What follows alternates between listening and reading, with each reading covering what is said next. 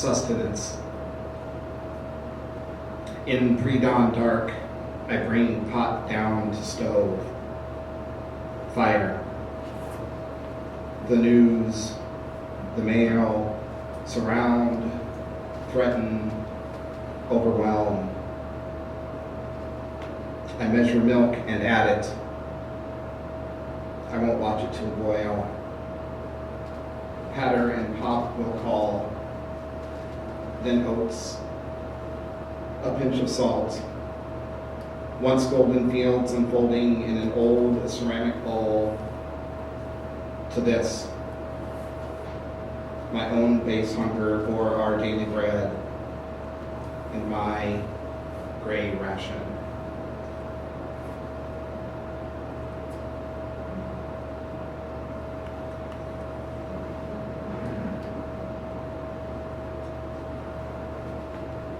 Ode to my mother's face,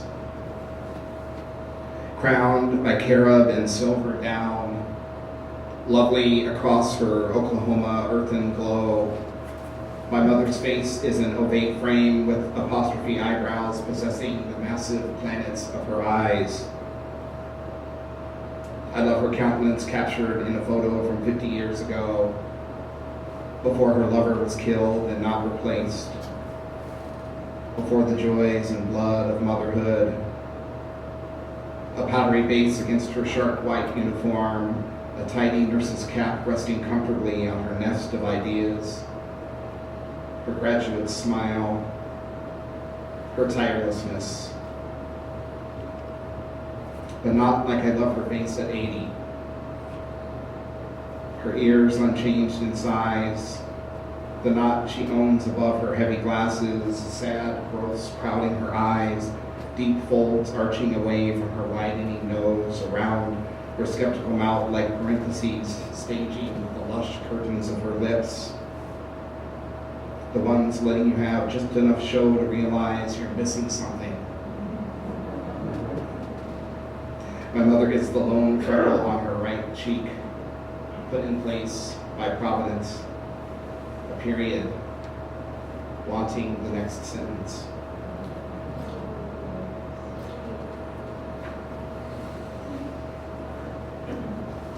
Dispatch from Middle America for Murray Middle School. The Karen are here and the Hmong. Ethiopians, Eritreans, and the Somali are here. They are here from Europe, Mexico, and Canada. Americans are here, first generation and seventh generation, and indigenous. Black and white, Asian, every race and ethnicity, they are all here. Christians and Jews, Muslims and Hindus, Buddhists and Hindus and atheists, so many faiths are here. A single Rastafari is here. He's white. His colorful clothes always adorned with the leaf of his sacred herb.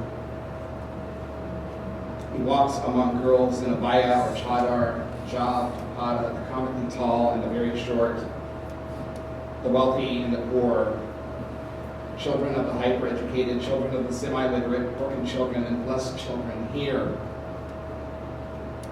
Gay boys are here. Lesbians and bisexuals, trans and queer kids are here. They are all here. Each of them and all of them here with their dreams and desires, their dramas and disturbances. Some flowers blossoming in radiant display, some seeds wanting water in fertile soil, but here they laugh and they cry. Some hit each other, some fuck each other, some try smoking or drinking or pills or love, but they all bounce about here for your consideration. Perpetually in flux at a single middle school in St. Paul, in Minnesota, in the upper Midwest of America. Half asleep and completely alive with their phones and their earbuds, their affectations and their urgency. All is it to say, look at me. Please don't look at me. Help me. Please leave me alone. Go away, please. never leave me. Here, please. Here.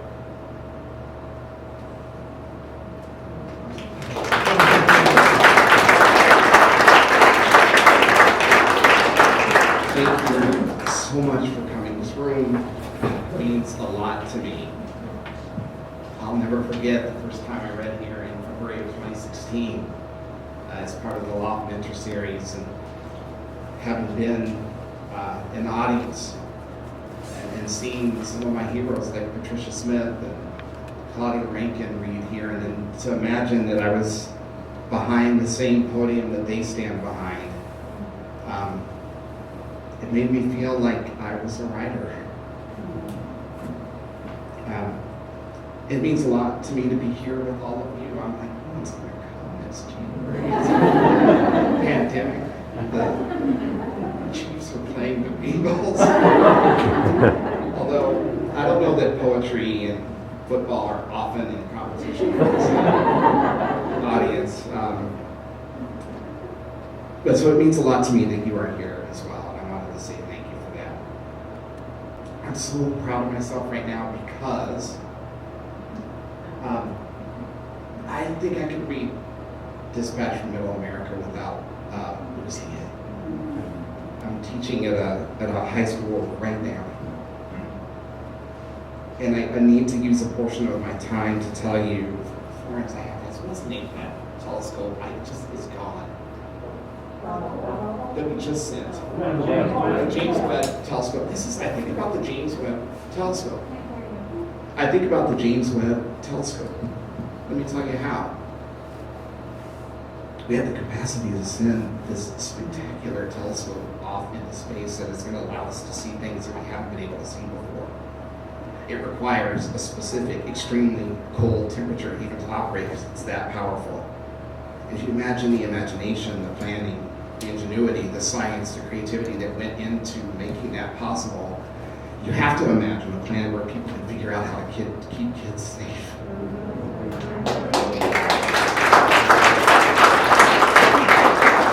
And provide for them the things that they need right now, and what they need right now is a lot. And so I feel a tremendous sadness, a tremendous concern, and some measure of anger, and it can show up when I try to read the poem. And the last 2 times I did it, it did not go well. I had to take a step back, but I figured out what I was doing is I was saying in front of the poem, I'm here to tell you, our students need us, and now here comes the poem, and I thought, yeah, I'll read the poem, and then I'll tell them. I have, in order to do that, we need to think about it, right? The whole thing about telescopes is that we want to see something else. And I would just love us to direct that same intensity and creativity and innovation and science and capacity toward taking care of each other. The Great Northern asked me to write a poem, and I said, sure. I don't think they'll ever do it again. I was such a diva. Like, wait. I want to change it. This is called Holocene Fruits. M grows peaches in her St. Paul yard. We have new fruit up here now, black cherry, choke cherry, pear. Our plant hardiness zone was 3, now it's 4. A matter of degrees, a difference measurable in fruit. We are losing paper birch, which is sad. We have murder hornets and snow nados, and the Siberian permafrost is melting, and all of it is sad. We joke about it, Em and I. Around the time the fruit is ripe, I send her a note by messenger. I say, you're such a peach. And she pretends my compliment is pure and good. We both know my kindness is a modern kindness. My kindness is transactional. Em brings me a few peaches, even though I haven't done anything to deserve them. I haven't even asked her properly. I offer, in fact, no consideration, just the perennial joke. Em shares with me anyway because, she really is a peach. And the peaches she grows are quite delicious. You watch. Minnesota will be famous for peaches, and Georgia will be famous for something else, like beaches. M's peaches are small and shy. They hold a subtle, sweet charm, soft like nostalgia. When I eat them, I'm transported back to when it was possible for me to hold on to the idea that not everything about our current catastrophe is catastrophic. When I hadn't even heard about our catastrophe. Transported, like that summer a couple of years ago, the sickness's summer, when we set aside all non-essential business, when the country became a ghost of itself, and how within weeks the city smelled like air again. Fox and deer and coyotes pranced around our busiest roads. Birds let you get real close, and I loved those days. I loved those days before I realized our best defense against plagues is selflessness, which means, we're probably doomed. But how neat it was to claim a little respite back then. Those brief, sweet weeks before the blue killings resumed, before the set fires, the National Guard patrolling up and down avenues, before those Canadian fires the following summer, the perennial fires out west, and the smoke, before all the smoke everywhere, all the time, so pervasive you can't pretend it away. Sinking under the skin, coloring everything all wrong, getting into the meat, the pits.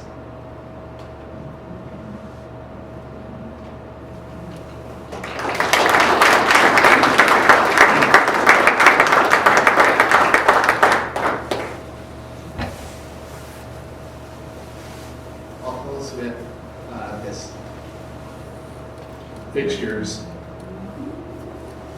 Fog, born of fatigue, fog of early morning, of restless middle years, sleeplessness, fog of cat hair in my eye, of dogs, fog of darkness, fog of dreary days under a pseudo-autocracy, punk fog of high crimes and misdemeanors, fog of my daily compulsion toward work I do not want to do. Red traffic light, unaware, I am there, darkness. No cars coming, no reason to wait, no policy vindicated by my compliance, left, then right, then left again, headlights on, brake lights working, me, a warrantless man, a man without priors, an insured man, able to prove it, no cars coming, no reason to wait, I run it every day. I run the red light like I'm free. In the Midwest, we don't really have bodegas. We have convenience stores or mini marts fueled by fuel for cars, for people, fuel and cigarettes, vapes, energy drinks, chips, dips, nuts, so many kinds of cold beverage, even 3-2 beer. And there's one kind of fruit. Brownie, bananas, 3 for $1. Sinful things, donuts, deli delights, pre-packaged off sites, pornos and pills, tinctures and balms, ointments. Get hard, stay hard, chill out, grab a boost, fight acid, soothe your cough, fuel, fix, and run. The mini mart I go to is in the burbs, 2 miles away from 3 supermarkets. It's called Farmer's Grandson Eatery. No second possessive, so it applies to me through my mother's father, but membership bestows no advantage. I go there because it's easy, right off the interstate. My mini mart makes hot sandwiches on site. I stop, even though I know my parade will be plagued by malaise. All of us dumb from exhaustion, everything taking too damn long. No one speaking except Ahmed, his the only name I know. He who credits me for a coffee club I ain't in, waves me away like a blessed child, recognizes me in my usual fare, medium roast in a medium cup, always either almost enough cream or a bit too much. Once, on a snowy morning, I trudged to a bodega in Harlem, 144th and Amsterdam, dispatched on a parental errand, in a hurry, urgent AM appointment midtown, knowing traffic would fall, knowing the snow would pack the A train, needing good food to go, arrived to find the owner brown like me and tired too, out of bagels, the bakery delayed by the storm. I said nothing. Somehow he knew my mission mattered. He left me by the till, walked aisles more narrow than I, then returned with a mango and a small plastic knife. I don't know the name of the woman at my minibar who rang me up most mornings. I don't know where she is from, North America, South, Central. She is brown like me and not.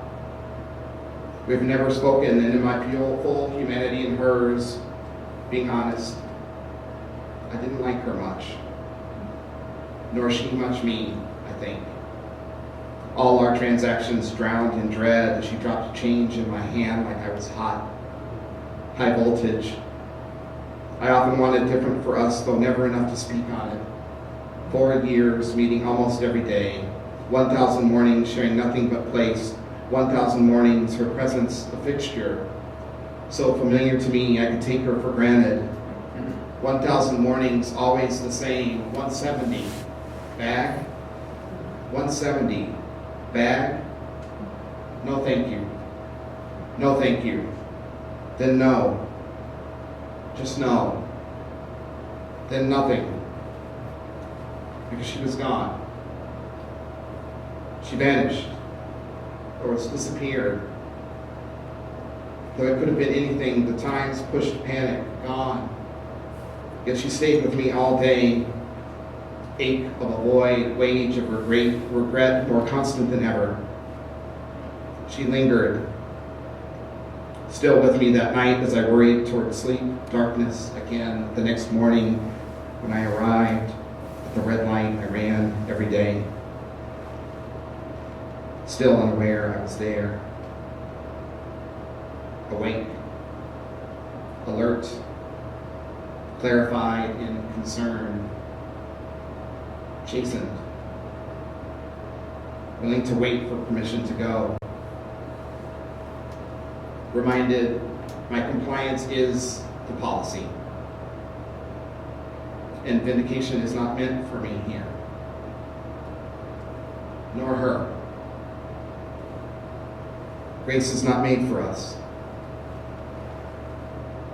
People so invisible, we can't see each other. Hypervisible people.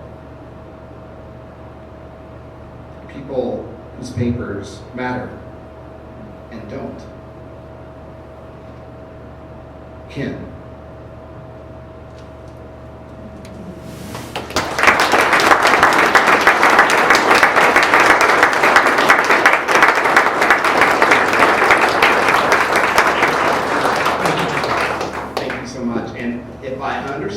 Show now.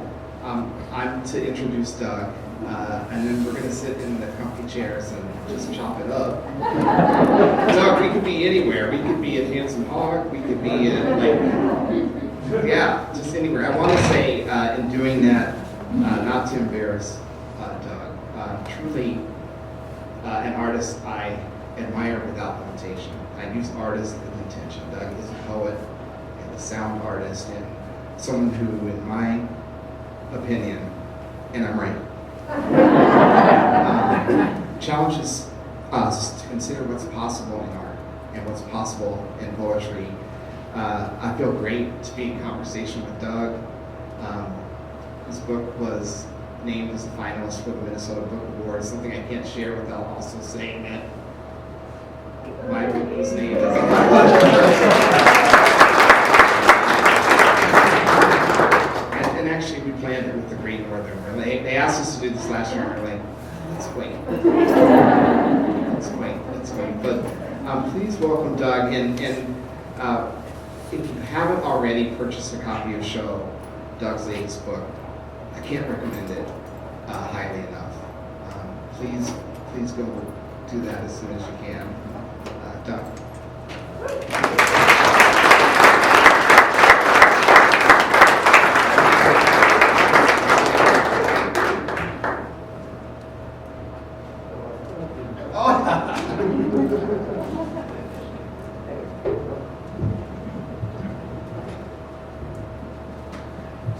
feels so risque.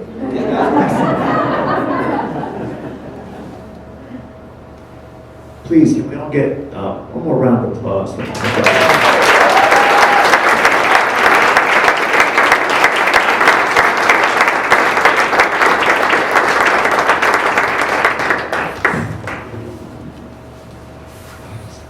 So how you feeling? I feel really good. Before I went up there, I had a little bit of prep time, but I started chatting. Yeah. And so I didn't mark my pages, but I thought we'll figure it out. And I don't know, I thought, It felt very good. Yeah. I mean, and it's funny because I actually had a question about sequencing for you that I wanted to ask. Like, for those of you who haven't had a chance to read the collection yet, I would say section 2 is this really beautiful sort of masterclass in sequencing poems. And part of that is because some of the poems are interrelated. So I'm not going to talk about section 2. I want to ask about the 1-2 punch that is Inconvenience and Gloria Mundis. Yeah. These two poems that end section 1. How long were those ligatured? Like, at what point did you kind of say to yourself, okay, I don't know where these might go, but they have to go next to each other. These are companion pieces. And, you know, so how long? Yeah, so thank you for that. I had section 2 for a second there. Yeah. So Inconvenience is a poem that begins with me talking about my grandmother, my mother's mother, at our farm, our family farm in Watonga, Oklahoma, which is west of Oklahoma City in Blaine County. And we would go there sometimes in the summer, and it was a real shift from city life. And I was thinking about my grandmother, and one of the things I talk about in the poem is how little was wasted. Everything could be used for something, and that's about her and the Depression era thinking that shaped her. And it's also, I think, about Black folks. I'd argue we didn't eat chitlins because we wanted to. No. Like, there are other parts of the animal that tend to be more popular. Indeed. But there's a resourcefulness there. So Inconvenience is about my grandmother, and then about my modern life, which is quite a bit less efficient. And then that gives way to Gloria Mundi, which is a poem where I'm thinking about my funeral and about the time when I am no longer here, and asking people who know me to go on and come to my funeral if you can, or not, and just the title of the collection is Worldly Things, and there's a line in Gloria Mundi. Gloria Mundi is a Latin phrase which means worldly things are fleeting. But there's a line in there, I am a worldly thing among worldly things, 1 part per 7 billion. And so that is a long introduction. I'll just say that there was something about my grandmother's efficiency, something about my reflection on things and ourselves as things, myself in perspective, with other people and with time, that felt not only like those were connected together, but also a great way to end that section. Section 1, in my mind, is weighted towards poems about who I'm from, about my family. And there was something also about Inconvenience being about my mother's mother, and Gloria Mundi being about my family. There's a line in there, tend your gardens, live well, like keep dancing, that's for my daughter, tend your gardens, that's for my wife. And in other words, imagining the future. Those two, when I saw the connections there, I'd been given guidance by Sue Wong, a poet I admire a tremendous amount, to end the section on a high note, to end sections on a high note. That guidance, wanting to end it thinking a little bit about the future, wanting to touch on the theme in the book, it just felt really right. Yeah. No, it's beautiful. And there's a way of thinking about not wasting. Something that happens sometimes when I'm talking to students is they'll set up certain kind of missions or image systems or rhetorical relationships in a poem, and they kind of leave them. And then my response is almost always, you left a lot of money on the table. Like you set up this thing, and then you kind of turn from it, and was that intentional sort of thing? So, inconvenience sets up the possibility of glorial living for us to understand the depth of not wasting, and in terms of thinking about the future, which intersects with so many of your sort of ecological concerns really beautifully. So thank you for that explanation. It sounds, Yeah, well, thanks for seeing that. I appreciate it. I mean, and there's this thing that happens throughout the collection, right? Which is so you have the microstructure. Let's say that's the microstructure, the micro level, let's say, is the line or the poem itself. And then you have the meso level, which is like the section. And then you have the macro level, which is the book. And one of the things that you do at all of these different levels is you play with ideas of composition that gesture toward musical forms in ways that I think of in fascinating ways. So, for example, Gloria Mundi has the line, the title, twice, and in some ways it's actually 3 times, because the Latin as well. Yeah. So in some ways it serves as the title poem, and yet there is actually a poem that in English is Worldly Things as well. Yeah. So there's this kind of refrain. And then there are 2 poems in particular that I'm thinking about, and I believe they are Seismic Activities, Dormancy, Yeah. which use an approach to poetry called the contrapuntal. Yeah. But step, so the contrapuntal, so just geeking out poetry. So contrapuntals typically operate in 2 columns. This mic is kind of going in and out. I don't know if that's because I'm too loud. Let's try the other one. Let's try the other one. Because I don't want to yell and cast vapors all over the place.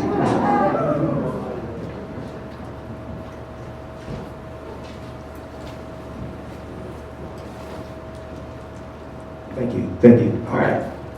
So a contrapuntal typically looks like this. You have 2 columns.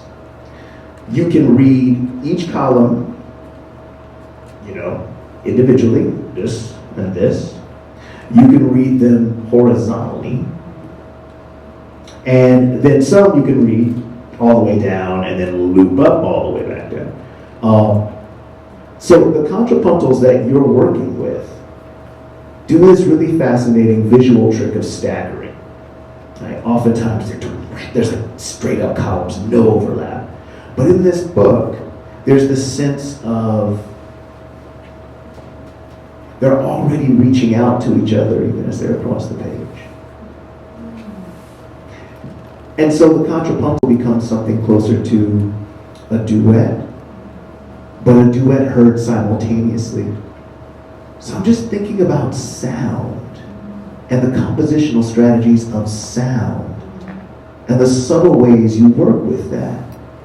And I just wanted to hear you talk about that a little bit more. So, first of all, of course, Doug is going to ask me about sound. There's no question about it. No question about it in my mind. Is this on? No.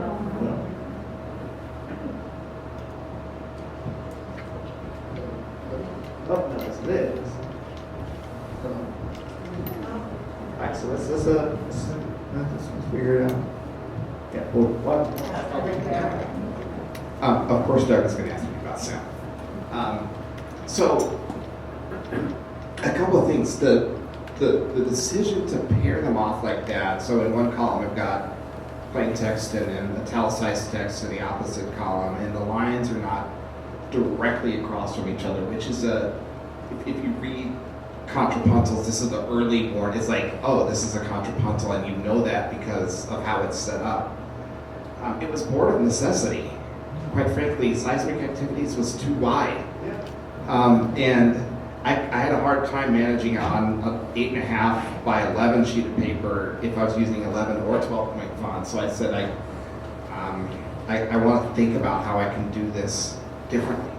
And so that staggering came across. I want to talk about sound as part of that.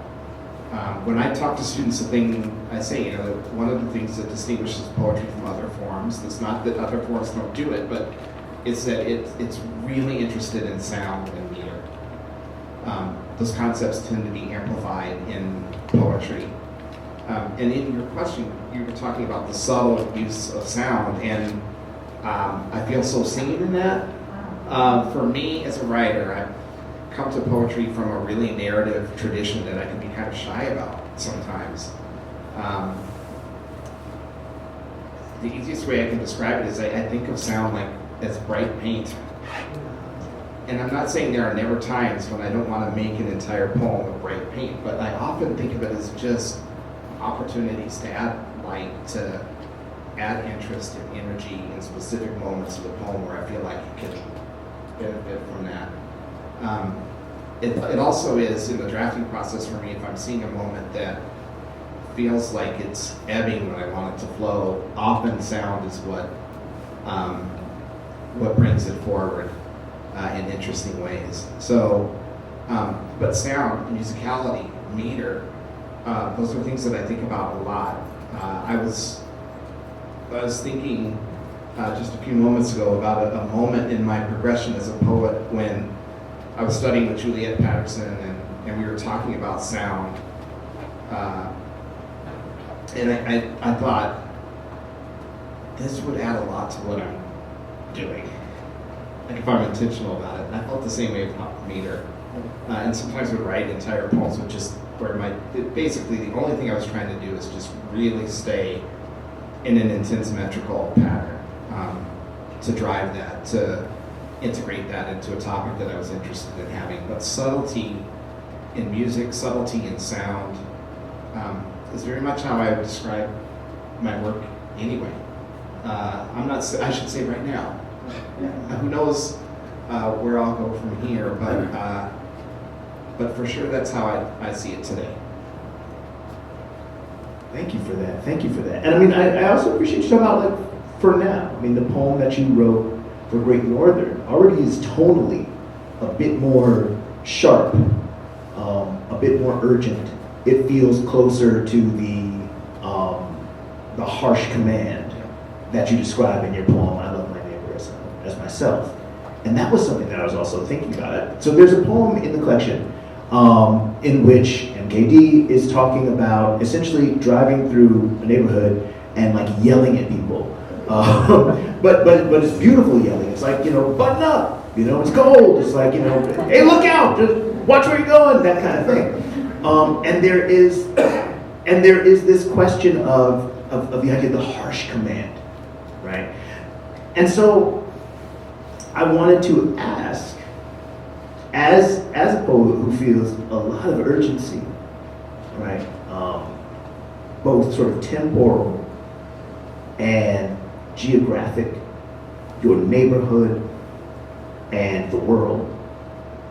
I wanted to hear how a way that you might predict we understand the idea of harsh command in a poem that, though narrative, is also paying a lot of attention to a kind of the lyric moment, the overhearing, thinking your way through something.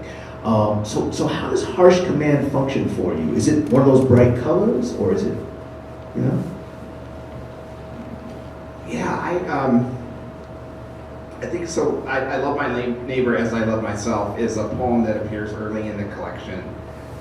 And it's about, just that, driving through the neighborhood, shouting at people, like, put on a helmet, button up your coat. And the shouting is critical to that. I have not pulled over to say, may I share a kind word? I just am shouting, and I'm not saying, I think you should, or please, do this. And I want to talk about that in a couple ways. So I was talking about my home and the home that I grew up in, and sometimes I feel I'm allowed to say black homes in the 70s where I'm gonna punish you so the police don't was just a guiding philosophy. A lot of people who loved and cared about you were very efficient in the way that they communicated what they wanted you to do. And it can take a long time to understand that in that harshness there was meant to be a kind of love. Because it wouldn't make sense to you at the time that you're hearing the harsh command, but it's meant to keep you safe. And so I wanted to have a moment to reflect on that. But that poem, I think, and one of the things that I like about it is that it's pulling me toward a more lyrical posture than I typically occupy. I feel the same way about worldly things. Another poem in the collection.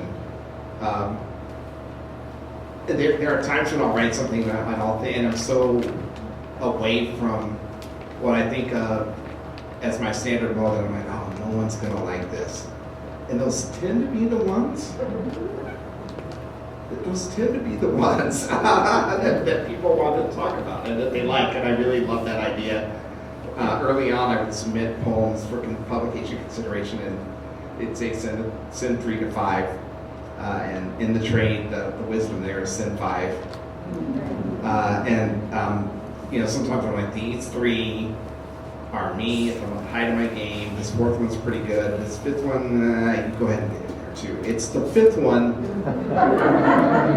in my experience, that gets published a lot. But harsh commands, I was thinking a lot about meter, about rhythm, about sound, and wanting to bring that forward into the conversations.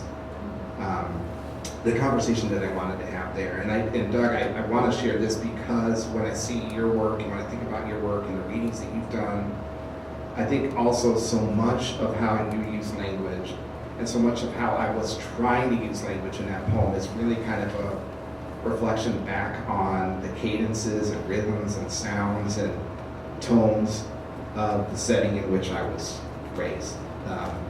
And to be specific about that, the black home.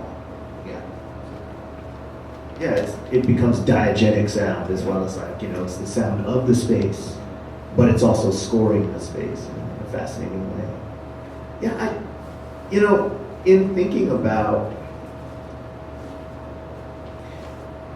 about finding where the sort of rhetorical motions that are oftentimes also sonic.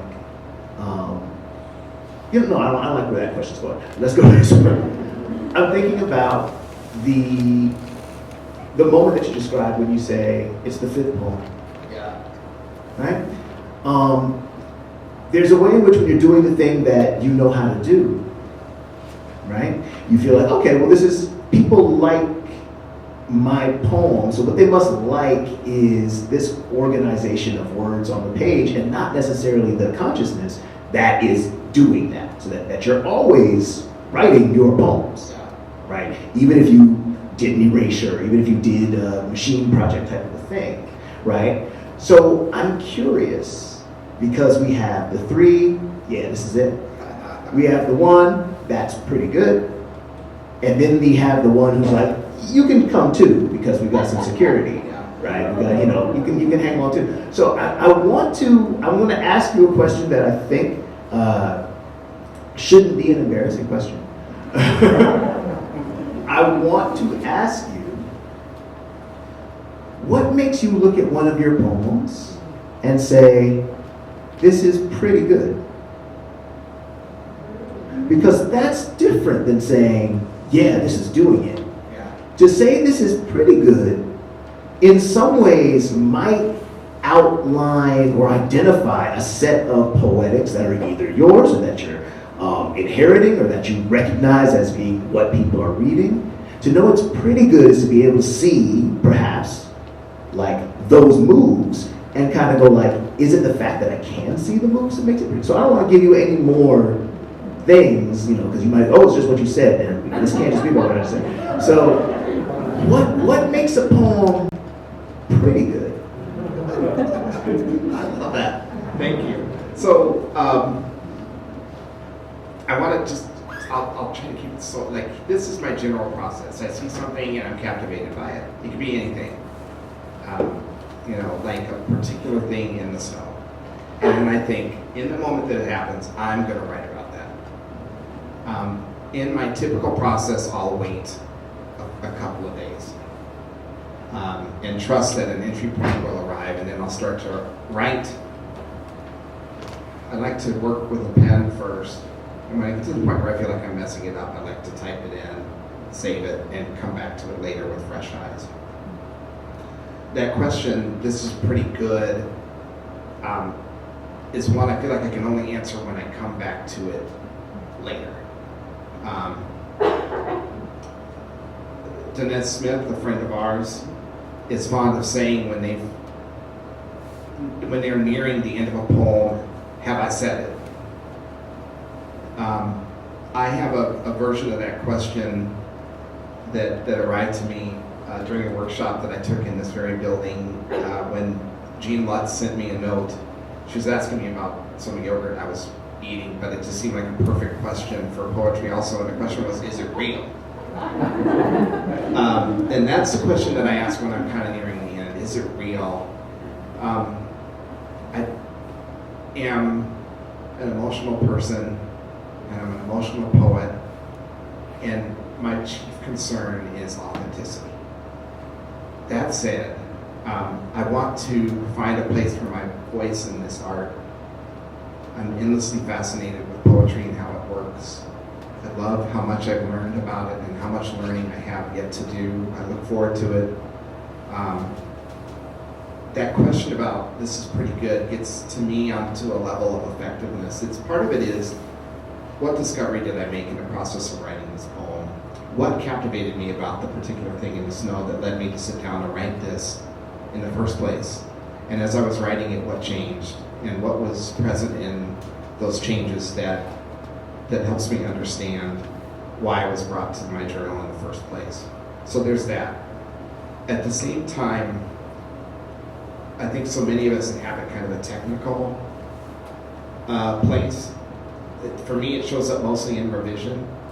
Are there opportunities in sound? Are there opportunities in meter? Are there opportunities on the poetic line? Is this the right stanza formation? Does this poem want to play on the page a little bit? And in those technical places, I think that's where I'm most likely to think that it's pretty good. And you didn't ask, but this is it, this is my poem, people need to know. I'm for sure gonna win a trophy. I always feel like those, or it's rigged. I always feel like those poems are, I don't know, I feel like those arrived almost from somewhere else. Yeah.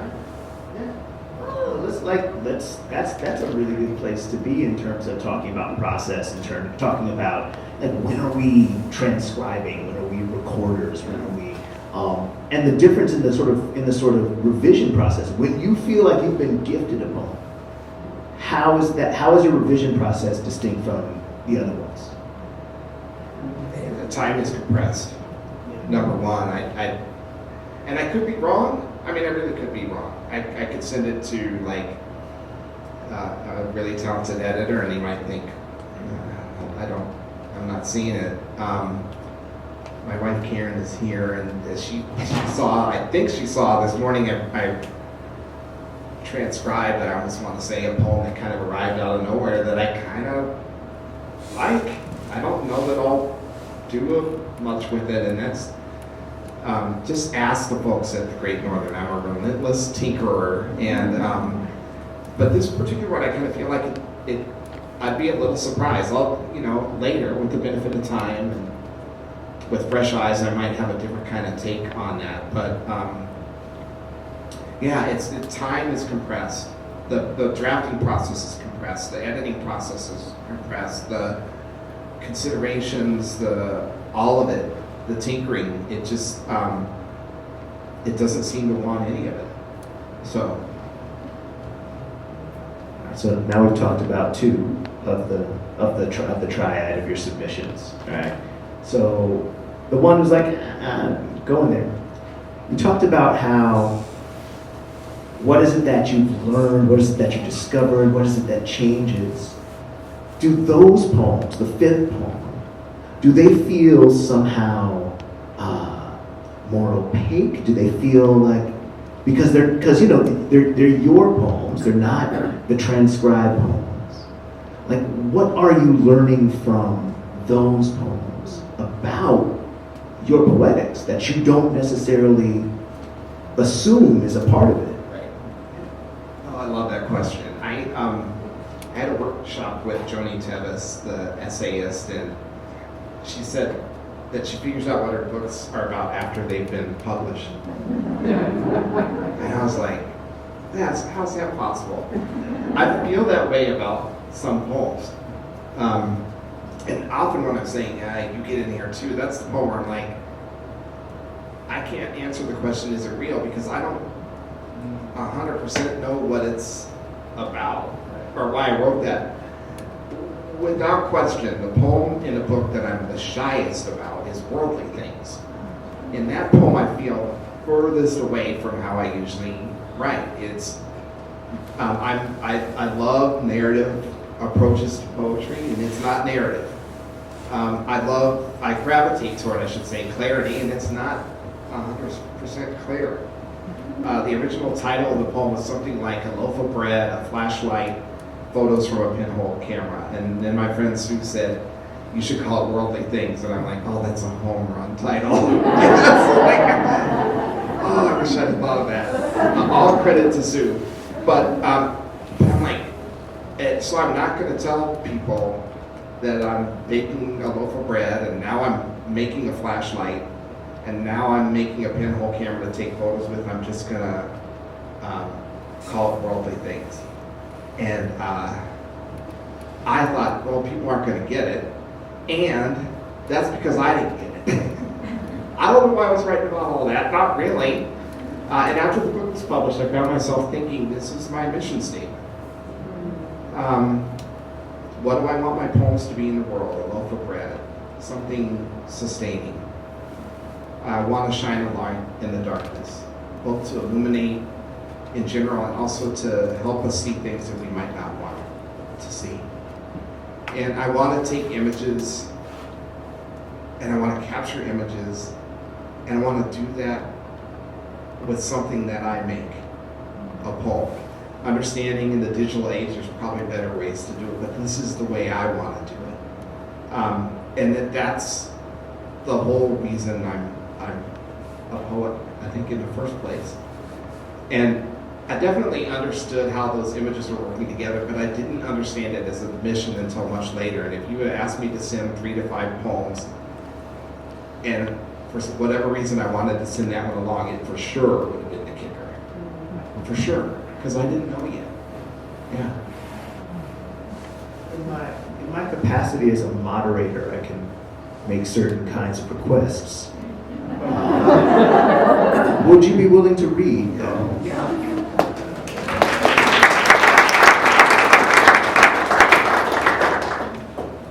Worldly Things.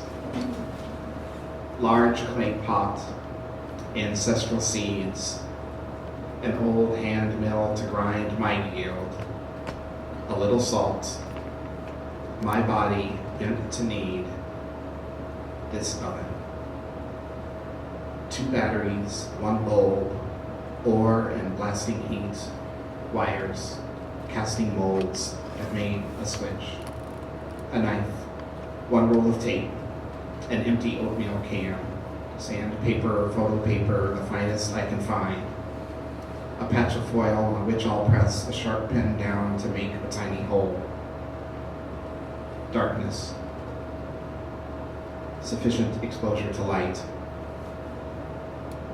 These things I bring to my writing desk workshop inside my kitchen, this room where I sweat, bake, dense food, pattern, light beams, snapshots, craft images, and other devices meant to survive me.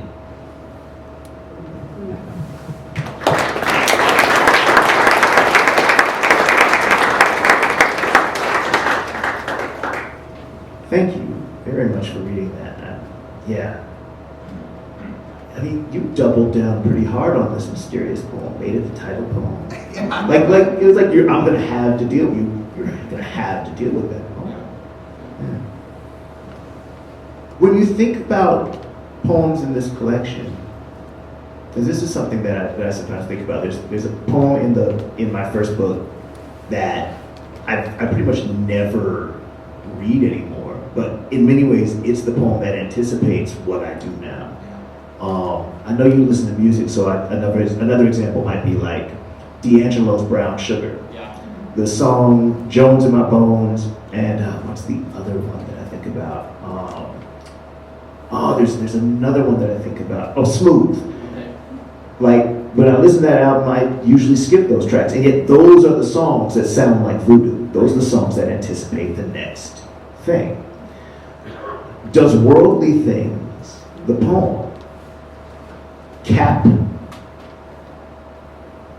this phase of your writing? Or is that a poem that looks ahead, or are there other poems that are in this that you feel like, oh, okay, this is becoming a part, because again, that idea of, okay, so, like epiphany, this is just the thing, like epiphany, discovery, yes, observation, yes, but epiphany is a thing that happens that changes everything that you deal with, it breaks you. If you are a human being, you have 4 epiphanies in your life, you probably have lost family because of one of them.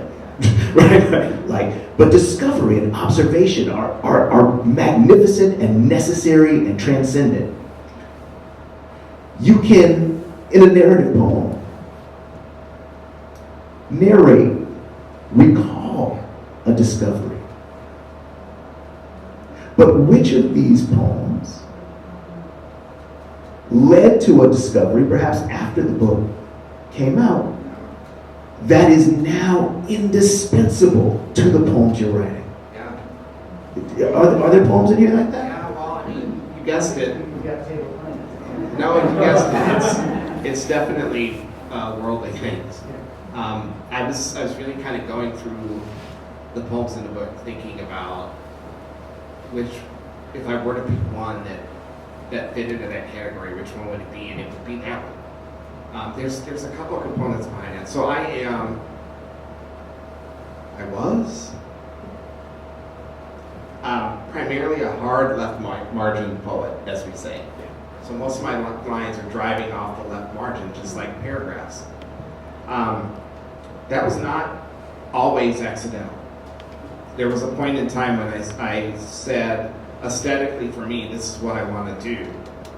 And there's often an interest in my writing in keeping the focus on the theme in the poem and away from the poet who made it.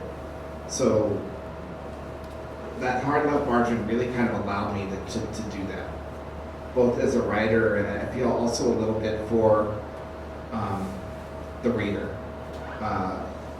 Though I feel reluctant to take that kind of license. Worldly Things, I just remember that there was this point where all of a sudden I realized I was not on the left margin anymore.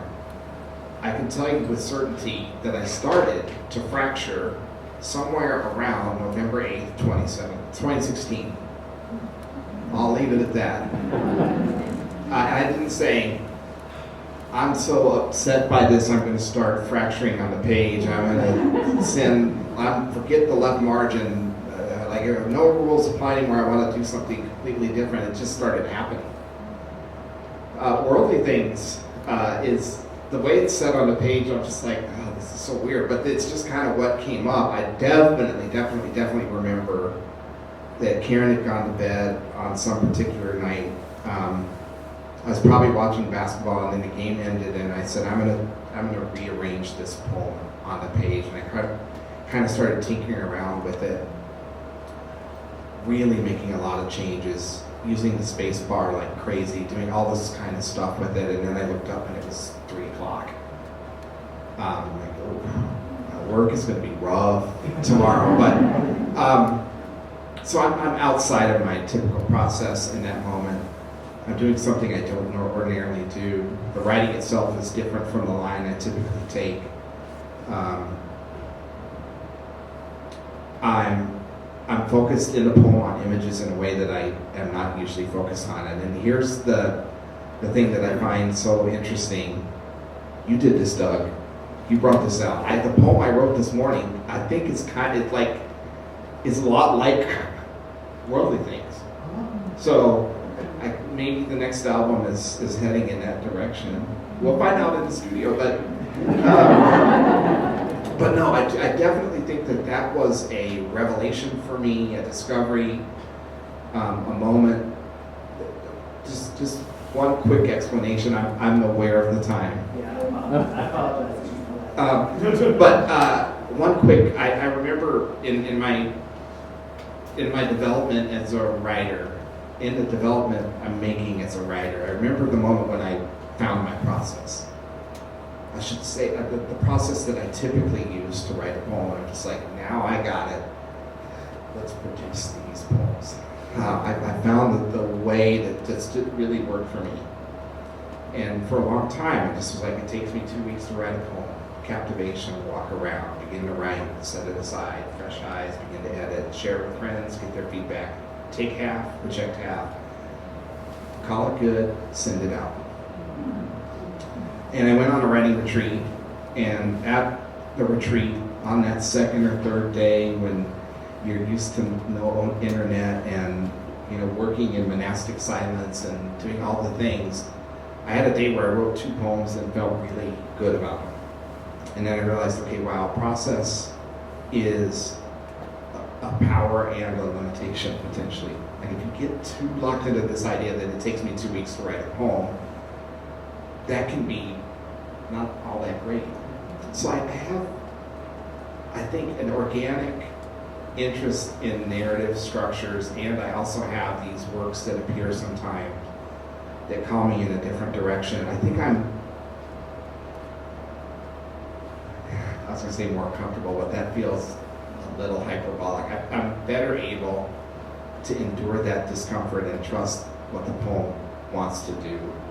And I feel like that ability, to the extent that I can cultivate it, has real power. Well, I think we would all agree that there is real power in your poems. Everyone, please, let's have one more final applause.